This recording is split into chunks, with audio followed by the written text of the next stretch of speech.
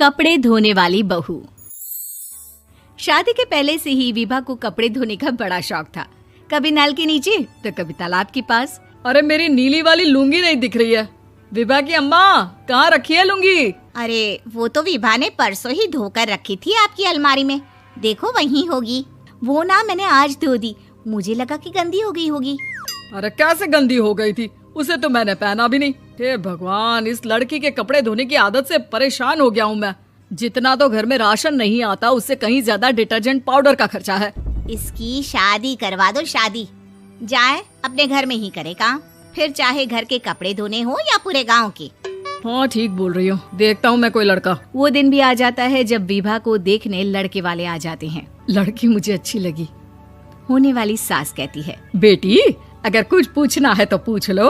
वैसे तो हमारी लड़की बहुत ही शर्मीली है, जो बोल दो वो मान लेती है, इसे क्या पूछना होगा। अरे कैसी बात कर रही हो माँ, मुझे इन लोगों के घर रहना है, सवाल तो कई है। हाँ हाँ बेटा, पूछ लो ना, क्या पूछना है। आप लोगों के घर कपड़े कौन धोता है? सास का मुंह बन जाता है। देखो, अगर तुम ये कहना चाहती हो कि तुम्हें कपड़े धोने नहीं आते तो सुन लो, कपड़े मैं ही धोती हूँ, लेकिन तुम्हारे आ जाने के बाद मैं रुमाल तक नहीं धोऊंगी। अरे चुप रहना भाग्यवान, बहू बेचारी घर आई नहीं, उसे डराना शुरू कर दिया। वो क्या है ना बिटिया, अभी तक तो ये कल्लू की माँ ही धोती थी, लेकिन अब तुम्हारे पापा तो दहेज में वॉशिंग मशीन देंगे ही। तभी विभा की माँ बोल पड़ती है, सवाल भी पूछा तो क्या। वैसे भाई साहब, मशीन की तो फिर भी कपड़े धोने की कैपेसिटी होती है। मतलब जो बिटिया दे रहे हैं ना विभा, इसे कपड़े धोने का बहुत शौक है। ये आप लोगों के क्या, आस पड़ोस गांव मोहल्ले सबके कपड़े धो दे और उफ तक ना करे। बाहर देखा नहीं आपने कितने कपड़े सूख रहे हैं? सब हमारी बिटिया ने ही तो धोए हैं। बस भी करो ना माँ, शर्म आ रही इतनी तारीफ सुनकर। और तो और एक दाग निकाल कर दिखाओ तो मान जाऊं। हाँ अच्छा, माफ करना बेटा, मैंने गलत समझा। हमें तो रिश्ता बहुत पसंद है। और ऐसे जुड़ जाता है रिश्ता कपड़े धोने का शौक रखने वाली विभा का। उसकी शादी हो जाती है कोयला फैक्ट्री में काम करने वाले कल्लू के साथ। शादी के बाद अचानक विभा चिल्लाती हुई सास के पास आती है। सासू माँ, अरे सासू माँ कहाँ है आप? ये तो धोखा है, धोखा दिया आप लोगों ने मुझे।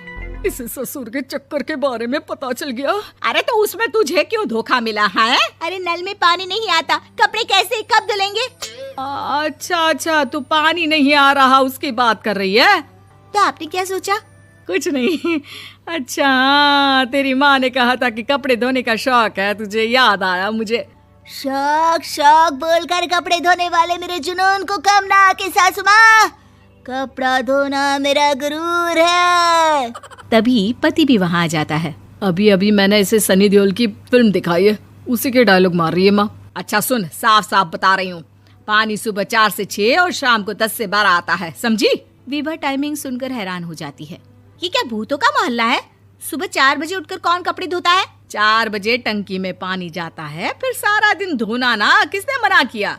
अरे कैसी बात कर रही हैं? 200 लीटर की टंकी में कितने कपड़े धो लूंगी मैं? सुबह ही उठ जाऊंगी मैं। अब क्या था, विभा सुबह 4 से लेकर रात के 12 बजे तक कपड़े ही धोती रहती। एक रोज सास पड़ोस से निकलकर कहीं जा रही होती है कि साथ वाली कहती है, हाँ कल्लू की माँ, जरा ये बताओ कि 2 साड़ी है, 2 ब्लाउज और एक पेटीकोट और एक नाड़े वाला लंबा कच्छा। हाँ तो? अरे तो क्या, कितना लोगी धुलाई ये बताओ। धोबन दिख रहे हैं हम क्या? हमारे पति सरकारी नौकरी से अभी रिटायर हुए हैं और बेटा सुपरवाइजर है कोयला फैक्ट्री में। धोबन समझ रखा है हमें? हाय रे कल्लू की अम्मा, माफ कर दो, वो तो मोहल्ले में यही सब बता रहे थे कि तुमने बहू को कपड़ा धुलवाने के काम में लगा दिया है। सास को पड़ोसन की बात सुनकर गुस्सा आ जाता है। वो घर पहुंचती है जहां घर के बाहर ही इतने सारे कपड़े सूख रहे होते हैं जितने कि किसी धोबन के घर पर। अरे ओ कल्लू की दुल्हन, बाहर निकल।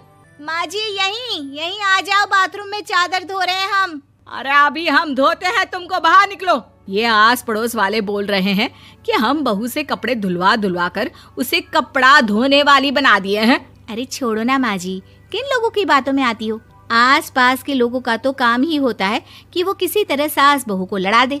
बहू सारे घर के कपड़े धोती है, ये क्या कम है? बोलिए। सास को भी लग जाता है कि वो बहू का ये सनकीपन नहीं छुड़वा सकती, इससे अच्छा है कि खुद ही चुप हो जाए। एक रोज सास और बहू मंदिर जाते हैं, जहाँ सास की साड़ी वहाँ खड़ी भीख मांगने वाली से मिलती है। माँ जी क्या बात है, आपकी साड़ी उस भिखारन से कितनी मिल रही है ना? हाँ हाँ, देखो तो दोनों की साड़ी मिल रही है। क्या बात है कल्लू की अम्मा, तुम खुद को तो अफसर की बीवी बताती हो और ऐसी सिंपल सी प्लेन साड़ी पहनकर घूमती हो। सिंपल और प्लेन नहीं है ये साड़ी। तो क्या सोने के धागे से फूल बने हैं? कुछ भी सासू माँ, कुछ भी। हाँ, बने थे इस साड़ी में सोने के धागे से फूल।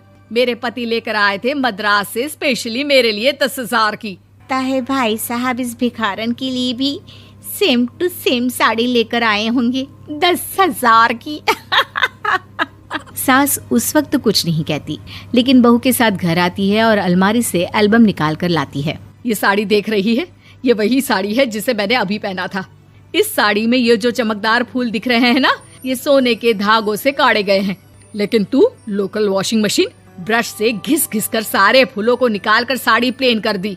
मुझे माफ कर दीजिए सासू माँ। और तो और, जब मैंने तुझे तेरी गलती के लिए कुछ नहीं कहा, लेकिन तूने तो सबके सामने मेरा मजाक ही बना दिया। क्यों? बहू को समझ में आ जाता है कि अब से उसका कपड़े धोना बंद है।